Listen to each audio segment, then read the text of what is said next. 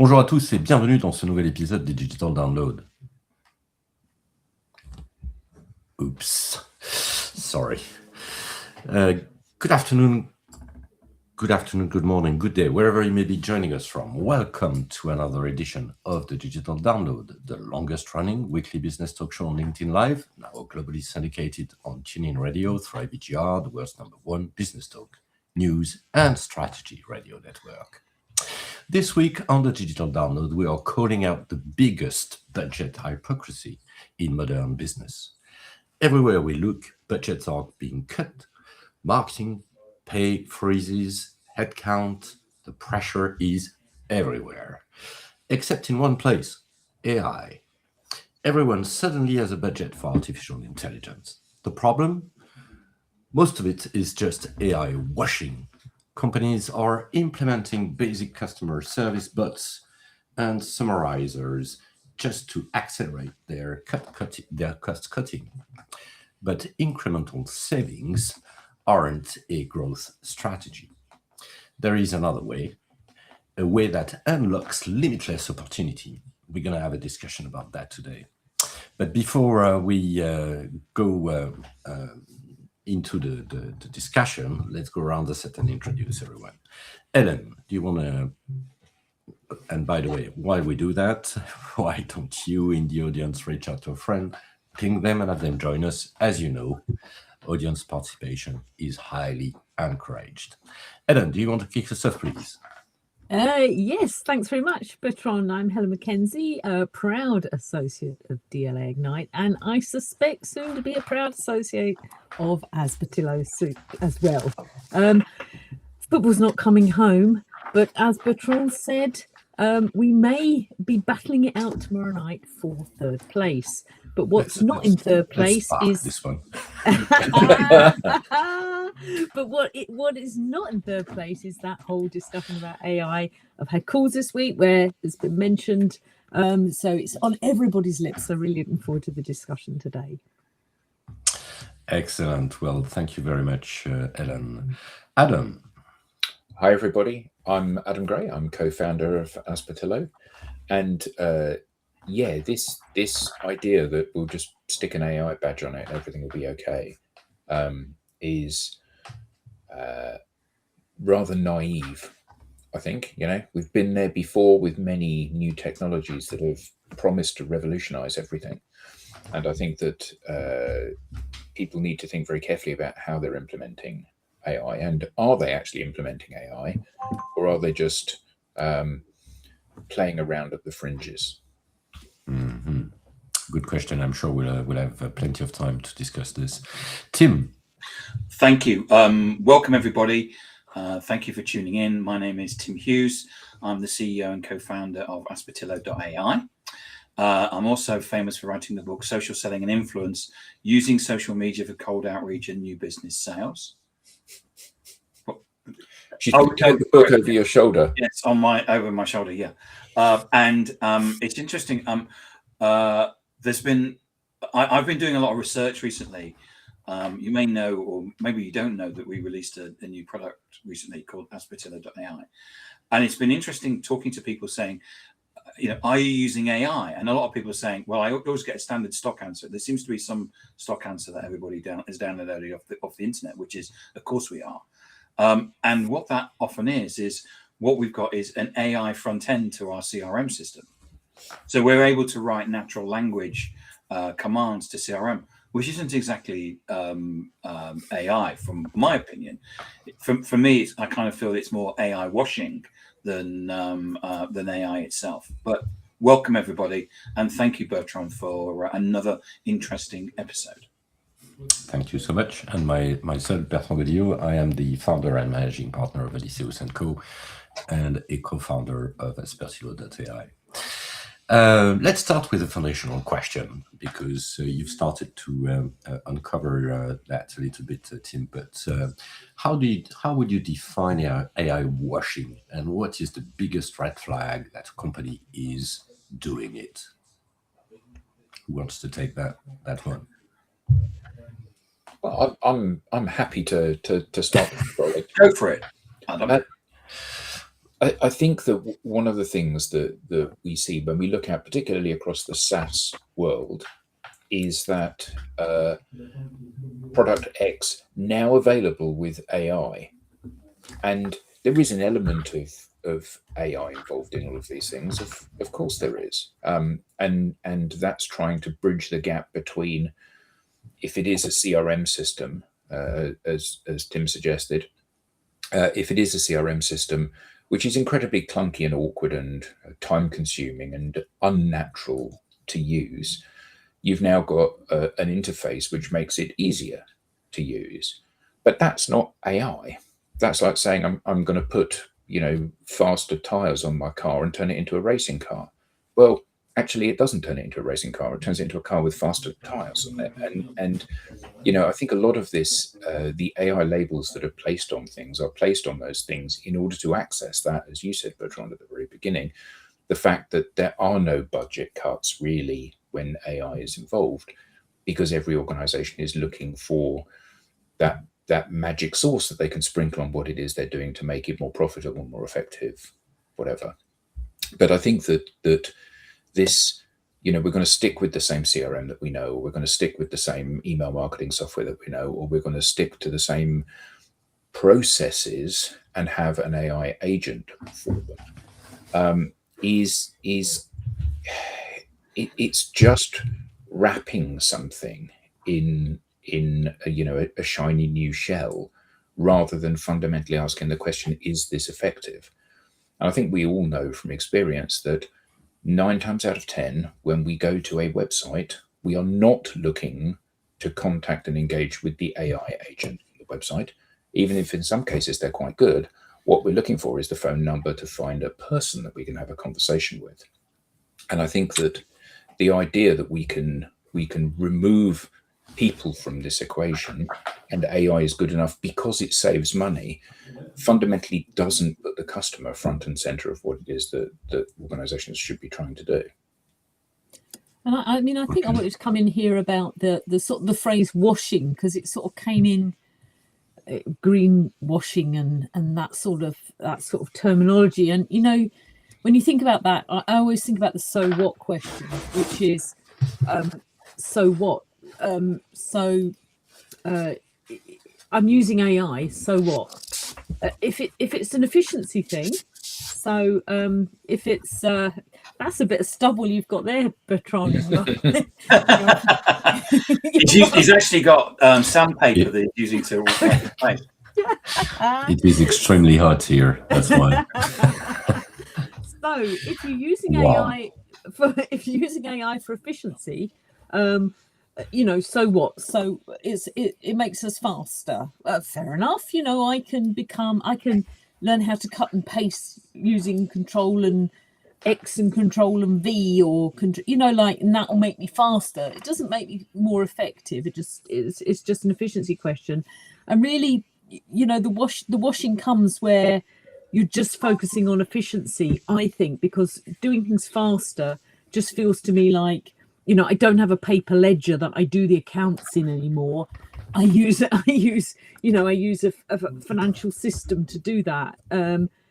So for me, I think that's one of the big questions around that. And what's interesting is it is something that people are being asked, so they are having to respond. So I was speaking to somebody this week where they were telling me that one of their potential customers was asking them how they were using AI. So the product has AI in it, it's a tech product, but also as an organization, how are you doing that? And I think that was interesting in the sense that people are trying to get a feel for what using AI actually means, that sort of litmus test. If I'm just using it like a macro on a spreadsheet, or I'm just using it like some smart shortcuts on my keyboard, then that's not really using AI, is it? But I think the washing thing is interesting in that when you get to the end of it, so what? Does it make a difference? And if it doesn't, other than making us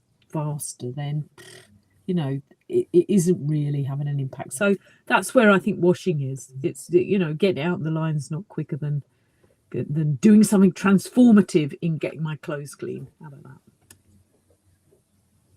I guess to a certain extent, it's like the whole self-service thing, isn't it?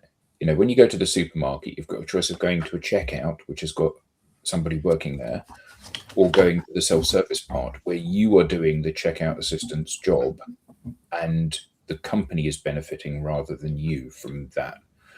And I think that often this AI, the addition of AI without any clear purpose other than, well, we need to have some AI involved in this, never puts the customer at the center of it. It never gives a better experience to the customer.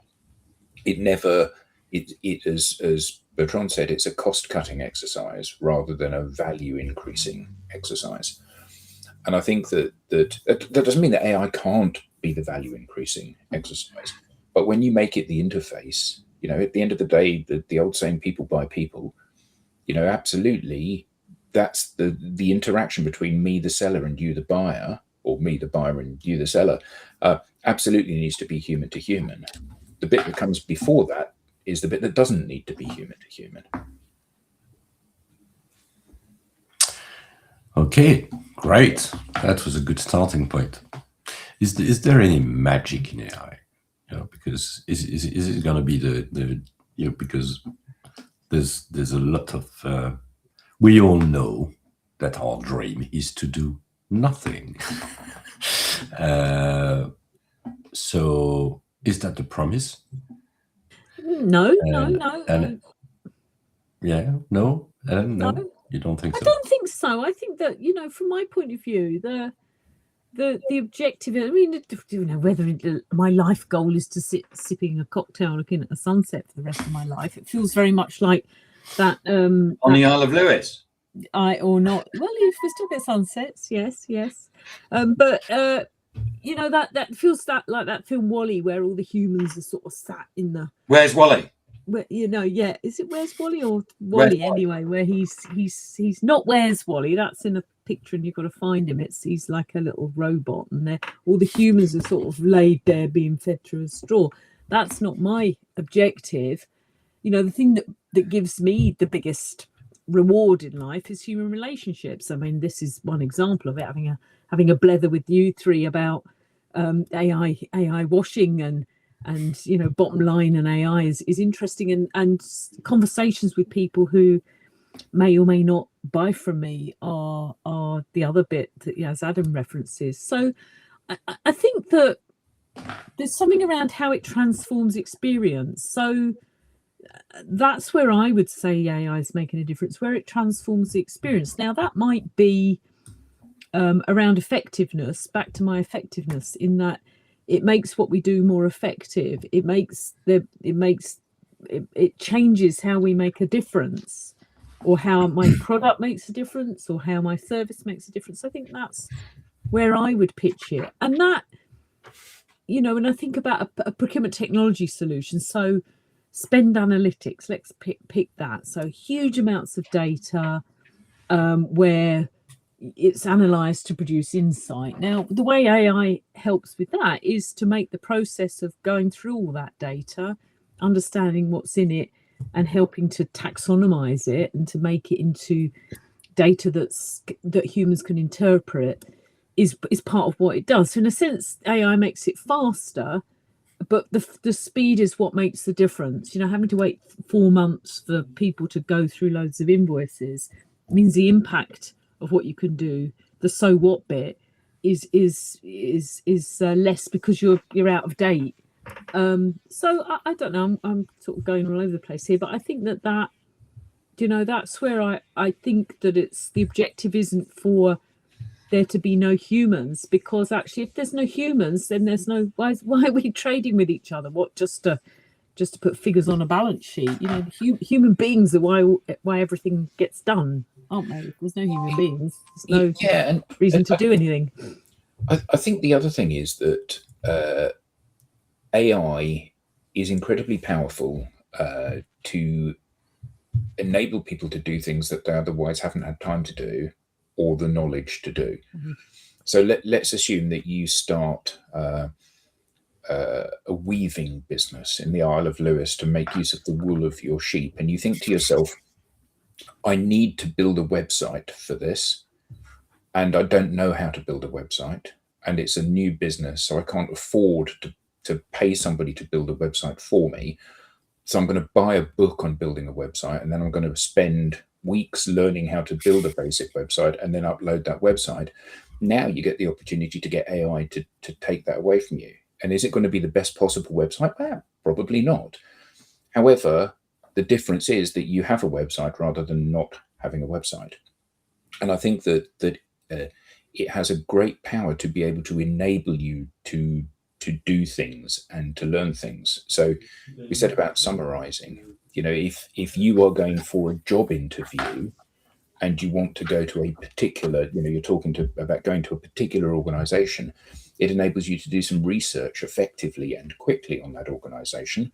And you can ask it to interview you, ask me some challenging questions because this is my background and I'm looking for a job in this organization. And it provides an incredible sounding board in that environment, something that you may not otherwise be able to do. However, I think the fundamental problem with it is that if you're an expert at something and you get AI to do it, it will probably not do it as well as you can do it, because it is effectively the summary and the aggregation of everybody's knowledge. And not, if you're an expert, you're at the top of the tree rather than middle band, aren't you? Well, I think I like this one, Adam. Let me reply to this one. I think if you're an expert, what makes an expert is a point of view. Mm-hmm. And this is exactly what you won't get. You will get average. Yeah. By design, you will get average. And this is why it is frustrating for experts to use this kind of tool if they don't give their own context. So meaning their connection, their conviction, their beliefs, their point of views, so that their teammate is more knowledgeable and probably more aligned with you. I think there's also two speeds into the business world right now. There are people who are solopreneurs, small companies who embrace at a pace that is absolutely incredible, both in terms of coverage and so wide width and depth into their business, so that clearly, you could perfectly use Claude and a bunch of MCPs, using technical terms here, to integrate with your Salesforce instance and potentially your bug tracking system and your pipeline, so that you end up figuring out that this customer that you're about to sign a deal with may not be in the best situation right now. So you'd better do a little bit of a little bit of care before you actually turn up with an extension or a renewal. That is reality for a number of small business, not to talk about the independent. I like the website example because that's a very good example of things that you can do in addition to what you were doing before. Because there's so much of this is looked at, how can I do faster what I was already doing? And we know that this can be an issue in some areas because you're just reproducing approaches that are completely off track. I mean, from the previous century, and therefore you're going nowhere. But if you start thinking about the stuff that you could do in addition, so that it would generate potential additional revenue, that is a very different situation. So that's and I see this happening into solopreneur businesses and small businesses. For large businesses, there is a slightly different landscape, and this is where context will be very difficult to overcome as a challenge to enabling AI, because basically, you could be the best AI player in your space if you don't have the context then you're not going to be a very good forecast, for instance, companion, or I don't know, turnover companion. So if you want an HR companion, if you want to anticipate people leaving, or things like that. So there are quite a number of acquisitions in billions running right now from AI companies willing to acquire context companies, so people who own the data. And to be honest, I don't think that Salesforce will let. There's a whole ecosystem environment in San Francisco of organizations, not AI companies, but basically data companies and training AI. Sorry, Adam. No, I was just going to say, so the context and the grounding of the AI is absolutely crucial to provide relevant and on-point responses. So what can I, as a solopreneur who's just started my guitar cleaning business, what can I do to ground the AI and teach it what it needs to know about this industry before it starts to give me advice? That's a genuine question. Great question, Adam. What should I be doing? So I've bought Gemini or Claude or ChatGPT or whatever it may be. I've bought an instance of that, and I'm in the free trial period of that. What am I going to do to start to get value from this? Because I think that all of us, when we went into AI to begin with, we sort of said, write me a blog about this, and it writes something which is irrelevant, or give me some insights about this, and some of the insights are wrong. So how should people start grounding this?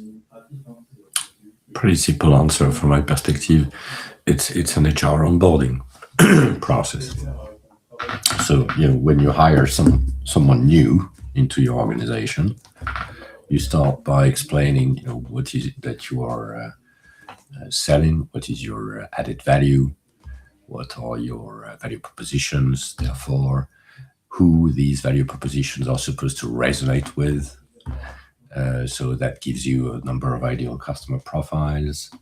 You probably have a few punchlines or a few phrases that you like to use to differentiate from your competition, a few beliefs, point of views.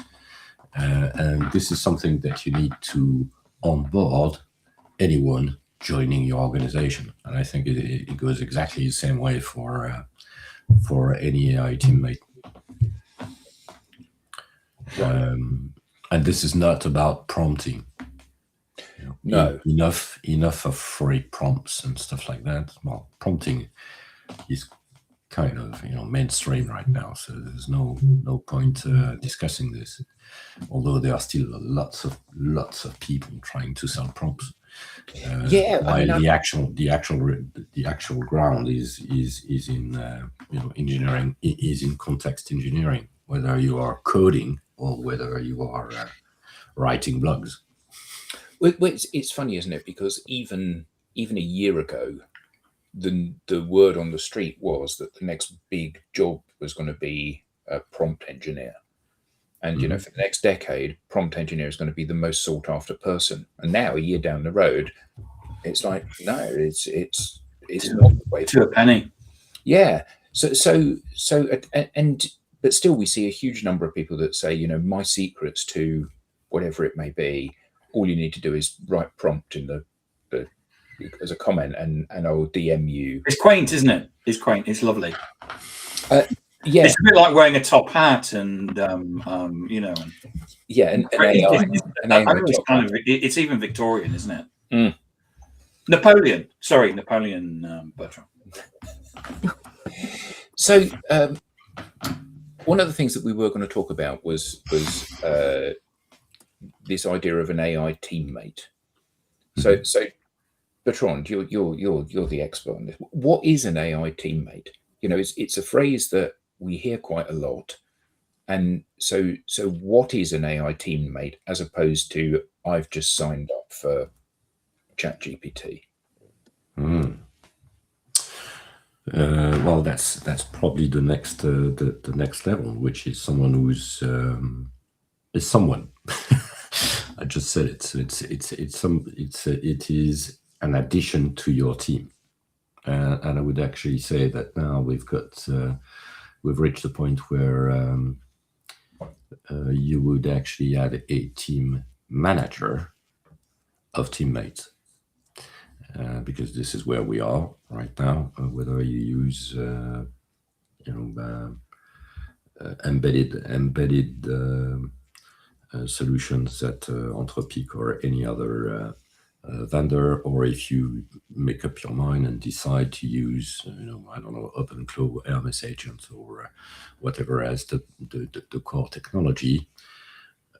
So we're no longer onboarding one additional headcount, you could say, but literally you could onboard a team of headcounts with an account manager and specialized. So you think about skills, competencies. It's basically competencies, digital competencies, knowledge, and I would say the main difference is that now you are in a position to take actions instead of just chatting and getting things done, but collaboratively very much. We're now getting into delegation and control, so that you could have, I don't know, your head of dev being an agent, using 5, 6, 7 different agents. Could be technology-based, process-based, things that, a group of people that would act on your behalf, basically, and achieve things. Which is quite quite crazy when you think about it. So an AI teammate is a team, and you need to go through the same onboarding process with them that you would with a person. You've hired somebody that's clever, that's got some basic knowledge about things, and you have to train them about what your products and services are, and who your customers are, and what your value proposition is, and all of that. And I would say, the same rule applies, by the way. Always hire someone who's better than yourself, and that also works there. So it also means, setting objectives, and rather setting smart objectives, which means also that you're going to have reviews. And I think the whole idea of, if you want to, where we are right now is really designing processes and designing supply chains, basically, almost Kanban supply chains, where control is also important. It's not only doing things, but it's checking the level of quality, and to some degree, being in a position to reject some results, ask for rework, things like that. So it's really that type of mindset that when we really talk about adding value through this new technology, we need to think about how we adopt this technology and not just apply this technology to the way we were working before. That's where we make a slight difference, right? We're not. There's not about AI washing. So it's not about putting a layer on AI on top of this. It's really rethinking how we can work more effectively, but also do things that we were not doing before, leveraging this new tool. That's the way I see it, at least. And I'm sure that Tim has a point of view on that. And I was going to say, I'm going to name drop, sorry, but I was interviewing Charlene Lee, the AI expert, this week on my podcast, and she said something really interesting, which I thought I would share, which was that, and I know other people have said it, but I think it's useful for the discussion, which is that because we've seen people either cutting jobs or cutting budgets, and then kind of expecting AI to step in. And she's certainly of the opinion, which is, if you've got 10 people, what people seem to be doing is getting rid of 9 people, keeping 1 and having AI. And she said that's not what you should be doing, is that you should be empowering And the key thing is that whenever you do anything with AI, there has to be an empowerment process. So as you said, Adam, and Bertrand, you talked about grounded data. There also has to be a process in getting people to understand why they're actually using AI and actually how to use it. And her advice was to basically to take your 10 people and empower them all with AI. Mm-hmm. And go that way rather than actually using AI as a way of getting, and laying off people. All right, we do have a question from the audience. Patrick, hi Patrick. Hi Pat. You want to take this one, Tim? Yes. Patrick Tinney says, quality control is a big issue with AI. Is there any benchmarking on this yet? Good question. Well, the benchmark I've got on using AI is when somebody sends me a LinkedIn message or an email with the wrong name on it. That's the perfect lack of control. There's no QA there. I mean, it's interesting because I'm on the board of a housing association, so an organisation that provides rented housing, and we are very keen to use AI within the organisation because we want to release the time of the people in the organisation to do the things that only people can do, which is to impact outcomes for the tenants in a number of ways. Now, one of the things that we've been talking about is around the governance of that and the quality control of that, because if you're going to enable your organisation through a teammate or otherwise to really harness the power of AI to do things, you need to be clear that that's going to be on brand, that it's going to be within any governance and any policies that you've got. And that's one of the things that's quite difficult when you've, just got the Microsoft suite and Copilot with it. Is that how do you settle that governance around it? And I think that is a really good question from Patrick, because I think that's one of the corporate risks, is that you sort of say to people, off you go, create or here's some teammates we've created that you can use for all of this stuff, and you don't know whether you can safeguard against the risk of somebody doing something with one of your most significant customers that actually jeopardizes that whole relationship, or because there wasn't proper quality control on benchmark. And I'm just thinking how somebody in the team might be using AI to do the job, there isn't quality control, and then there's an impact on the bottom line because perhaps that customer doesn't renew, or because the mistake is so not catastrophic in a life and limb threatening situation, but catastrophic for that relationship. So it's quite an interesting. You raised a really interesting point there, Helen. You said you work for the Housing Trust, or you're on the board of the Housing Trust, and they're trying to embrace AI to free up time of people within the organisation to do the things that only humans can do. I'm paraphrasing what you said. So how do those people decide which things get passed to AI and which things are things that only humans can do? Because I think that's a really big question, isn't it? I'm afraid I'm going to have to sack you. I'll get AI to write your letter of dismissal. Actually we're laughing because it's obvious that that's not something that one should do. I bet that's one of the first things that people do get AI to do, though. Yeah. So how do you make that delineation about AI can do this job, I need to give it this information and ground it in this way, and AI can't do this job? I think there's something about where being human and being a person is important. So we talk a lot about authenticity and being human, don't we? And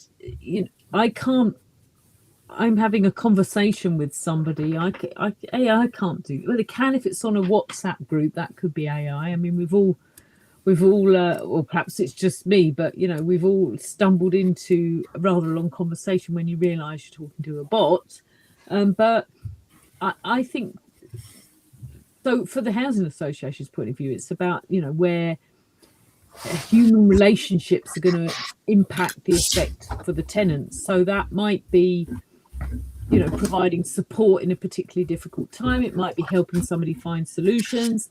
It might just be because the person involved prefers to speak to a human being like we are. But I that would be, and when I think about it from a business point of view,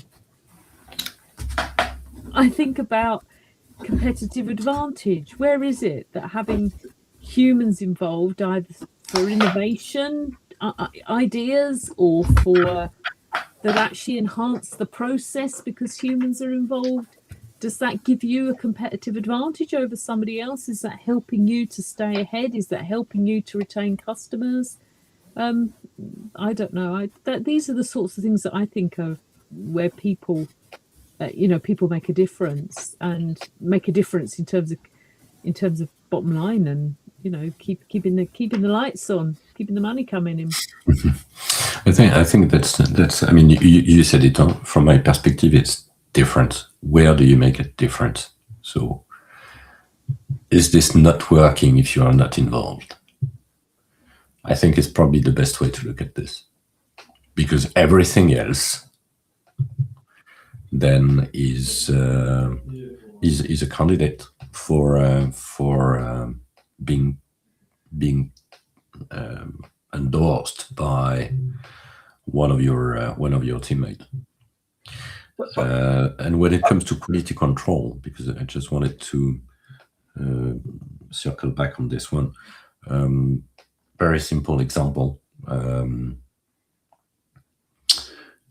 translations,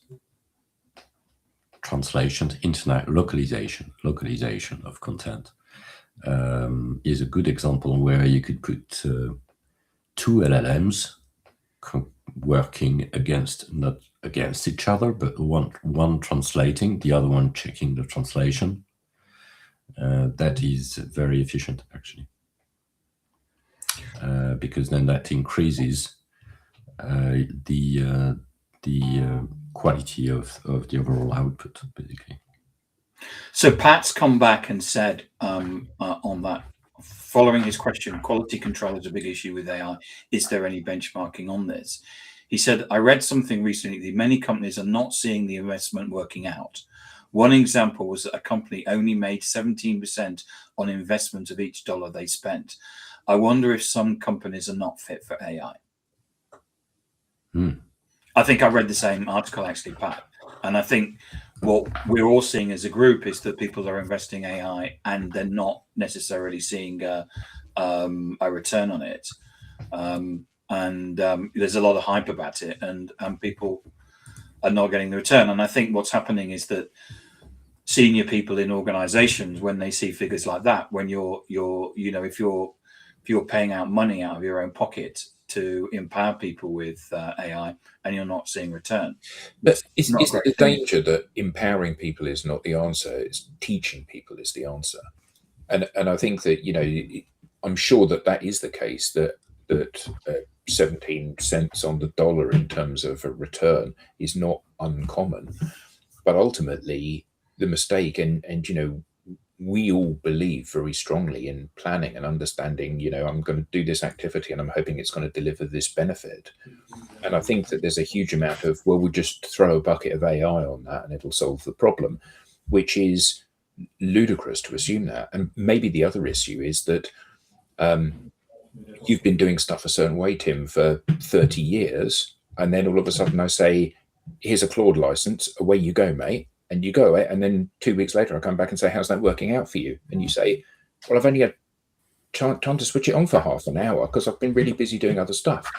And, potentially there's not been a lot of runway given to organizations to actually see any benefit and understand how these tools can add value to their organizations.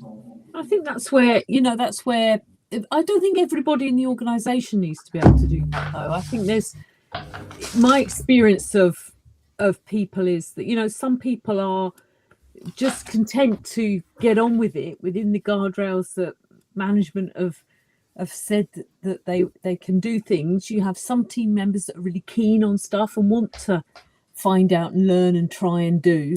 And I think that, so you don't need everybody in the team to be AI enabled and able to think the unthinkable about how AI can be used. But I think that's where we need to just think about who needs what skills. And back to my point about governance and guardrails, I know it sounds really boring, but it's one of the big questions is around how do we stop enthusiastic amateurs within the organization doing something with AI that's going to impact the business. And so that might be why people are sticking in the comfort zone of efficiency uses, because efficiency uses feel very safe, don't they? Whereas effectiveness uses where we enable creativity, we enable people to put stuff out into the public domain or do things in the public sphere that might impact on our business, that feels more risky, and perhaps we won't go anywhere near that. I don't know. And I think I agree, Helen, which is that I think what happens is that our comfort zone or the way that we work naturally is that we go to things that we are used to, and then try and see if we can AI that. So, for example, we were sitting down talking. Sorry, you weren't here then, Helen, but we were sitting down talking a year ago, where we were going, why are people creating robocallers and faster spam emailers? Because that's not how people buy. That's how people sell. But it's just the obvious thing to do, which is you go, oh, I've got a whole bunch of a team of people over there cold calling. What we'll do is we'll automate it, rather than saying, actually, is there a way that we could do things better? How do people buy? Okay, what we'll do is that we'll create a platform that allows you to build trust and relationships. And so that's kind of one of the differences that I see. But I'm not expecting everybody to come up and innovate, as you say. And I think Pat actually comes up with a good idea. If you're only getting a 17 cents return on a dollar, then maybe AI isn't right for you. Yeah. But you wonder whether there's that amount of scrutiny on some of the other things that people are doing that appear to make sense. So back to your, automate your calling and your techniques. Let's have a marketing campaign where we send a sequence of emails to people that gets I don't know. But people don't buy 1%. That's the thing. No, but also it's how we sell. People in the business don't evaluate those things in the same way. So you're talking about 17 cents on the dollar for AI, but if your mass marketing is only generating one sale or 1% in terms of ultimate sales that convert, I know there's a lot of things that go on in the middle of that, then there doesn't seem to be as much skepticism on some of these generally accepted ways of doing things within the business. So it feels like AI has been judged a little bit, and not that we shouldn't, but the bar is higher for AI than it is for some of the traditional techniques, because again, they feel safer, that we know they're on message, that there's a process to do them. So that's interesting. I think whether everything. But I think we've now had AI for mainstream AI for 3.5 years, and there has to be a situation where leadership, I'm talking about CFOs, are going, are we getting a return? And going and saying what do we need to do to how can we actually make money from this? On a lighter note, I'm just going to say I actually met Mr. Bot this week. If your name is Bot, sorry about this, but you must. It's a bit like being called smoke too much, isn't it, or something like that? I didn't even Mr. Bot this week. So when you said you were talking to a bot, I was wonder if it was the same person. No, sorry about that. I just thought I'd add some humour to the. It's Friday. It's Friday. That's okay. I think one of the other things is that that as AI stands, it is a limitless toolkit and series of building blocks. And this is like Tim wants to buy Tim has owned them in the past, a new BMW. So he can't decide quite which version of the 3 Series to get. So what they do is they send him a lorry load of parts, and he can then pick the seats, the dials, the engine, the wheels, the suspension, the color that he wants, and configure it himself. Meccano. Yeah. Now it strikes me that that's what AI seems to be at the moment. We've got these incredibly powerful tools, and people are the tools are not constructed with a single outcome or purpose in mind. They are simply a limitless set of possibilities. And I think that part of the challenge here for most organizations is they're not actually quite sure what they want it to do. They want to be more effective. They want to be more efficient. They want to make money. They want to scale their organization. Of course, these are fundamental business desires, but they don't know what tools are going to do that. And that's why they default back, as you said, Tim, to robocalling and sending more emails, because actually they do know something about that. Oh, well, we'll just use this to dial up the number of calls that we make, or dial up the volume of email that we send. And actually what they should be doing is looking, again, as you said, Tim, that's not how we buy, that's how we sell. They should look at how people buy and then say, how can we map what we do to that? And when you and I worked at a large tech company, often when you were looking at how you would approach work there as well. Of course, yeah. How you would approach a large organization, you would do customer journey mapping. And it was nothing to do with the buyer's buying journey, and it was everything to do with your selling journey. So at this point, we're going to send them this, and at this point, we're going to call them up, and at this point, we're going to invite them to an exhibition, and that will help shepherd them through this process. But at no point did you stop and say, actually, what do they need? Yeah, what do they need to move them on to the next stage, but not what do they need as an individual. A bit of content, Adam. That's usually what moves them to the next stage. Yeah, emailed out to them, but not just any old bit of content, Tim. A white paper. By your people about how great your product is.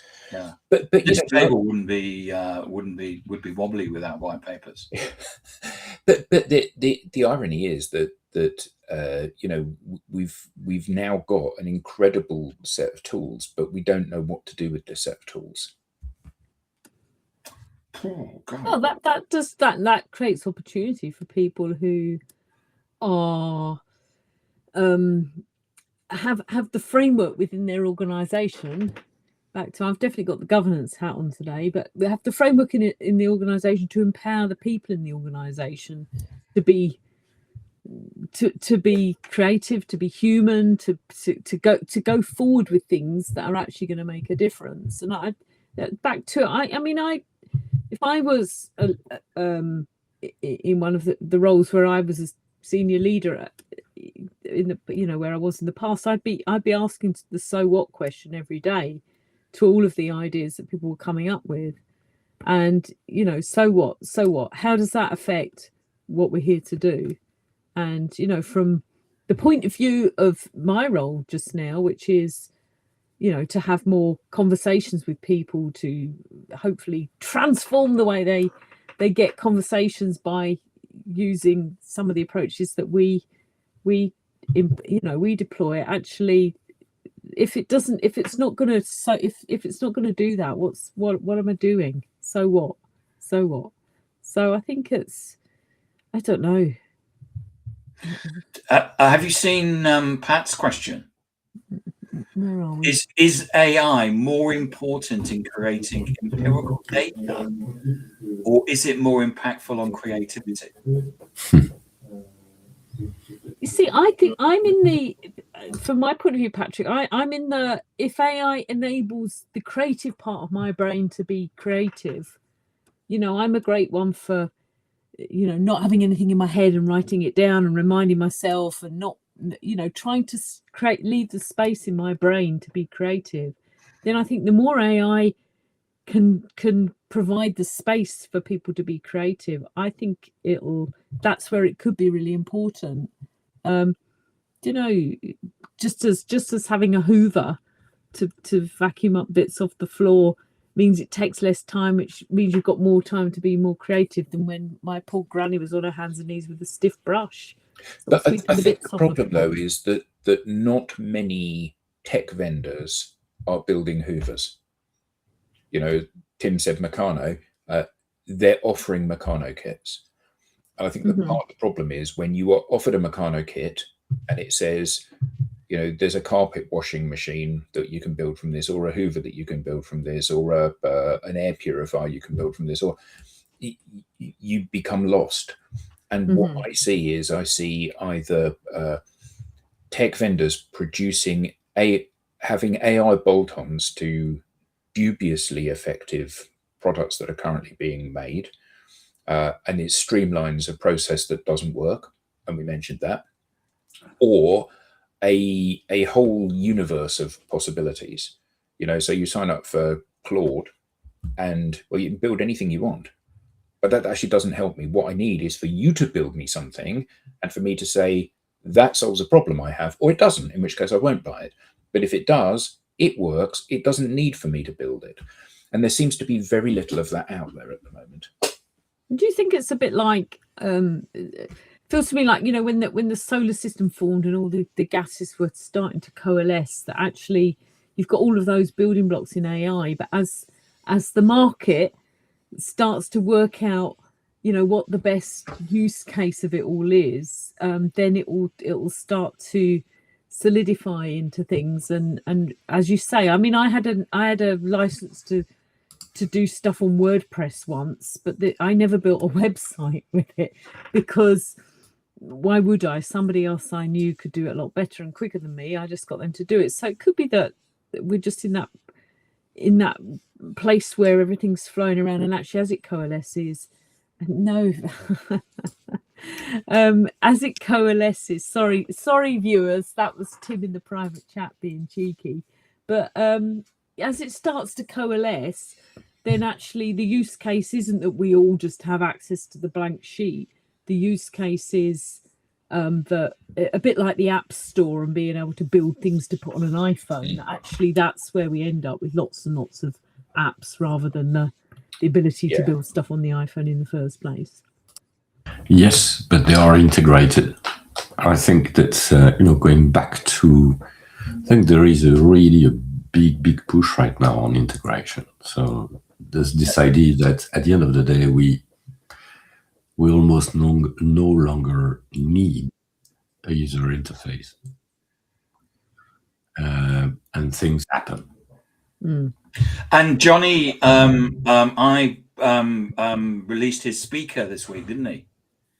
All right. Yeah. The guy that was Apple who designed the iPhone, who's gone to OpenAI.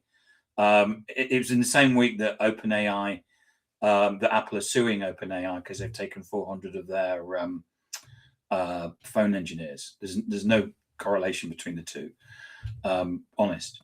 But Johnny, basically, his first thing that he's produced, which is AI, is a speaker. Nothing like Alexa, of course, or the HomePod. Yeah. Whatever the Google thing is. Yeah. Other things to moan at because they've got your accent wrong are available. All right. Well, that was a good Friday, actually. Good talk, good chat. And thanks, Pat. We're not going to, by the way, your next question is a whole episode in itself. So we're not going to go there. Sorry. But we keep it for next time. All right. Excellent. Well, thank you, team. Thank you, everyone. Thank you. If you want to have more on this episode, and sorry, Tim and Ellen, you've got to move slightly around this. If you want to do more about this episode and the upcoming ones, you can flash the QR code on screen or visit us at digitaldownload.live/newsletter. Thank you to our audience. Thank you, Patrick. Thanks, everyone, and see you next time. Thank you. Bye-bye. Always.